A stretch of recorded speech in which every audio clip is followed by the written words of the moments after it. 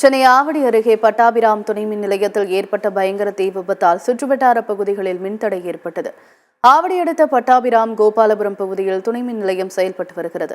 நேற்றிரவு துணை மின் நிலையத்தில் உள்ள மின்மாற்றி பயங்கர சத்தத்துடன் வெடித்து பெரும் தீ விபத்து ஏற்பட்டது. அருகில் இருந்த 16 மெகாவாட் ஆம்பியரிலும் தீ பற்றியது. தகவல் அறிந்து வந்த தீயணைப்புத் துறையினர் தீயை அணைக்கும் பணியில் ஈடுபட்டனர்.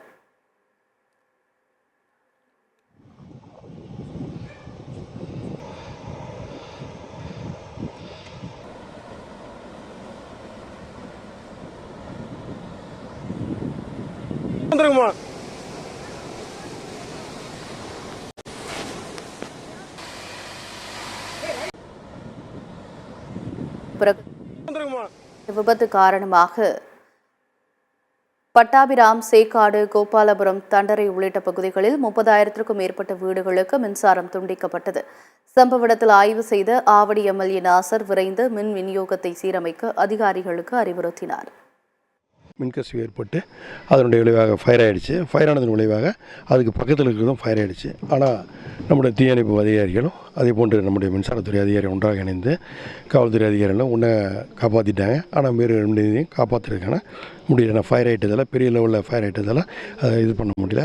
அதற்கான பணிகள் உடனே ஆக்கப்படக்கூடிய பணிகள் முடிகிறதுக்கு மாண்புமிகு அமைச்சரிடம், மின்சாரத்துறை அமைச்சரிடமும் இரவு நான் கான்டாக்ட் பண்ணி பேசினேன். மாவட்ட ஆட்சியரோடும் பேசியிருக்கேன். அதற்கான மாற்று எடுப்புகளை செய்வதற்கான அதிகாரிகள் உறுதியளிச்சிருக்கிறாங்க. அதுவும் மிக விரைவில் இந்த கனெக்ஷன் கொடுப்பதற்கான முயற்சி எடுத்துக்கொண்டு மிக விரைவில் அந்த பணியும் சீர் செய்யப்படும் என்பது தெரியும். குறைஞ்ச 30,000 மின் இணைப்பு இருக்குங்க சார். 30,000 மின் இணைப்புகள் இப்போ பேக் ஃபிட்டிங் போகிறதுக்கு வேகமாக ரெடி பண்ணிட்டுருக்கோம். இன்னும் 2 மணி நேரத்தில் ஓரளவுக்கு மின்சாரம் நம்ம பேக் ஃபிட்டிங் கொடுத்துருவோம். இப்போ எரிஞ்சு போன இதுக்கு நாங்கள் இப்போ இங்கே என்ன போயிருக்குன்னு தெரிஞ்சு அதுக்கு ஏற்ற மாதிரி துரிதமாக நடவடிக்கை எடுத்து அதுக்கு மின்சாரம் இணைப்பதுக்கு நாங்கள் ஏற்பாடு பண்ணிட்டுருக்கோம். அது இப்போ தான் இனிமேல் தான் அணைஞ்சிருக்கு. இனிமேல் தான் அது என்னன்னு செக் பண்ணிவிட்டு பார்க்கணும். இப்போ நம்ம பேக் ஃபிட்டிங் கொடுக்க போயிட்டாங்க. அதர் பக்கத்தில் இருக்க துணை மின் நிலையத்துலேருந்து கரண்ட் கொடுத்தா போயிருக்காங்க ஏலாம்.